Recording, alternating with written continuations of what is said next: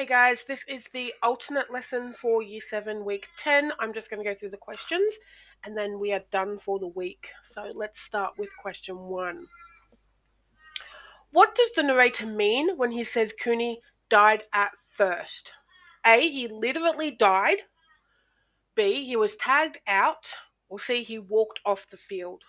So remember, this is baseball. I'm pretty sure it's safe to say he did not literally died. So it's either B or C. Why do you think the fans began to leave? A. They were hungry and went to the snack bar.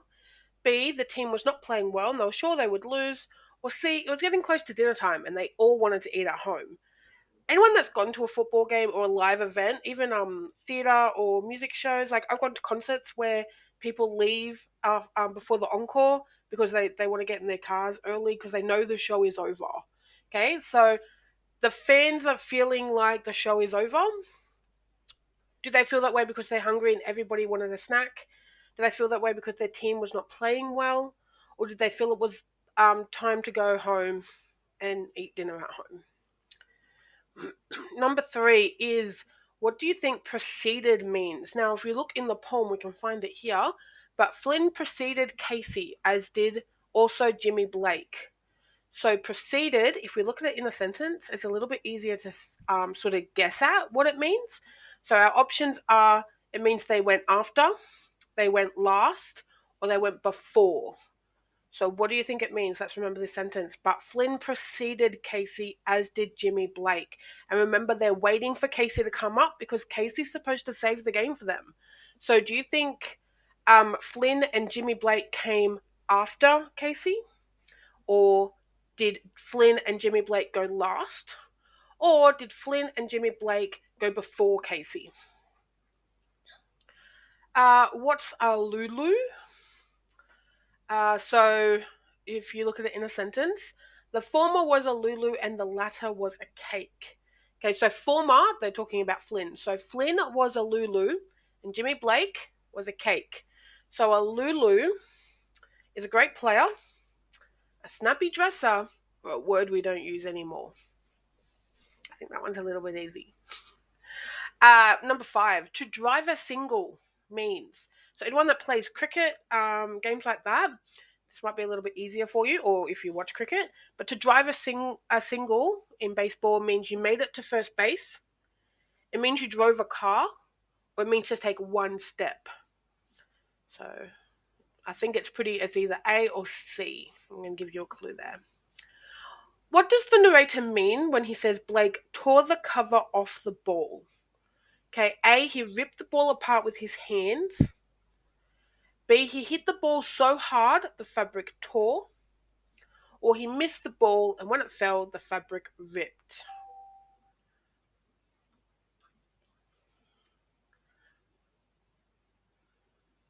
I think if we think about the context here, it becomes a little bit more obvious what they mean by that.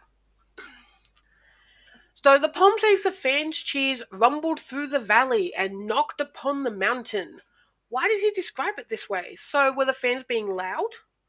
Did the sound really hit a mountain or were the cheers really quiet? So when we use this sort of imagery within poetry, it is an example of hyperbole. So remember, hyperbole is when we're exaggerating something. So obviously, they didn't literally knock upon a mountain or rattle in the dell, rumble through the valley, this entire section here. So what do you think they mean when they're being very expressive? They were either very loud, it was very literal, the sound did hit a mountain, or their cheers were really quiet. Number 8, there was an ease in Casey's manner as he stepped into his place. What does this tell you about Casey? Is he a shy person?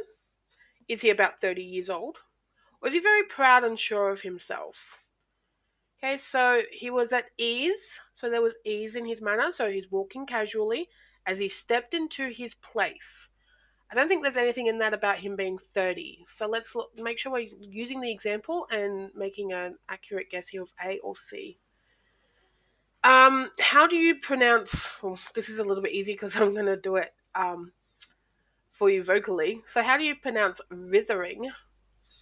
Writhing or wreathing or Woo-thing. I'll let you guys fight that one out.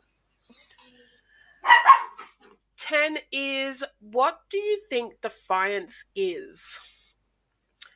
So if we have a look at the example, let me see. Oh, here it is.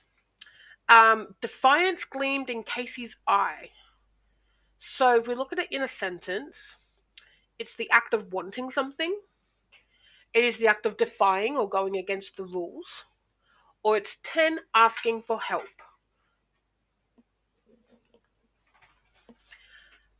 And number 11, what's a leather covered sphere? What are they trying to say? Is it a bat? Is it the pitcher's mound? Or is it the ball? Why is the crowd so angry? The stadium ran out of hot dogs? The umpire made a mistake? Or they can't believe that Casey missed the ball and are blaming it on the umpire.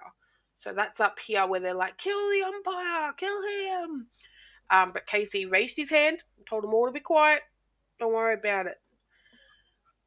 And our last page here, define tumult.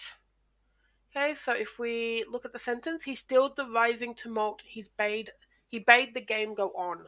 So is it a loud noise, a wave, or a fog? Remember, when we're looking for definitions, it is okay to go into Google and to just search it if you don't understand what words mean.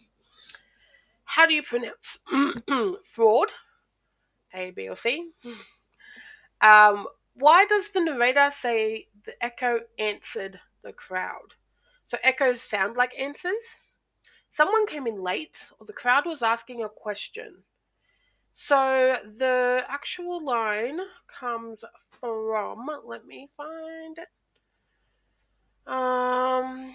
There's always muscle strain. No, what are we looking for? Answered on the plate. Where is it? Answered. My goodness, I can't.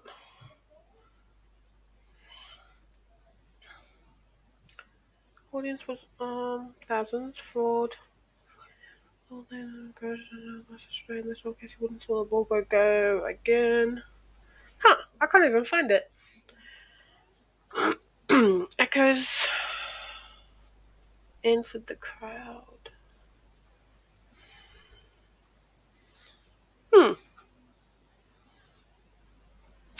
There it is. The echo answered fraud. Okay, so if the crowd goes fraud, and then the echo answers fraud. Okay, so echoes sound like answers. Someone came in late, or the crowd is asking a question. Sorry, that completely, I could not find it. What happened in the last sentence? Okay, the last sentence is this one. There was no joy in Mudville. Mighty Casey had struck out. So he swung the bat, he hit the ball, or he missed the ball. Remember, we're talking about baseball here, and striking out is when you miss the ball. Why is there a band playing and people laughing? Now, this is a little bit tricky. So, if we have a look at this last bit again, oh, somewhere in this favored land, the sun is shining bright. So, somewhere in this land, the sun is shining. And somewhere in this land, the band is playing, and somewhere, the hearts are light. So, somewhere in this land, band is playing, hearts are light, the sun is shining. Somewhere, men are laughing, and somewhere, children shout. But there was no joy in Mudville. Okay, so was the band playing and people laughing? Their team won. They were celebrating Mudville's loss, or the game was held the same day as a parade. Now remember, this is a game played between two different groups, two different teams. So what I'm looking for. So if you've ever been to a football team and your team is winning, you're very loud. And every time the other team does something silly or they lose, you get even louder and you're like booing them, or you're like, yeah, you guys are terrible, and stuff like that. So remember, in this crowd, there are two types of people in this crowd: people who are going from Mudville and people who are not. So why do you think the band is playing and the people are laughing? Their team won, they're celebrating a loss, or the game was held the same day as a parade. And that's it for week 10, guys. I hope these videos helped, and I will see all of you again next term. Bye.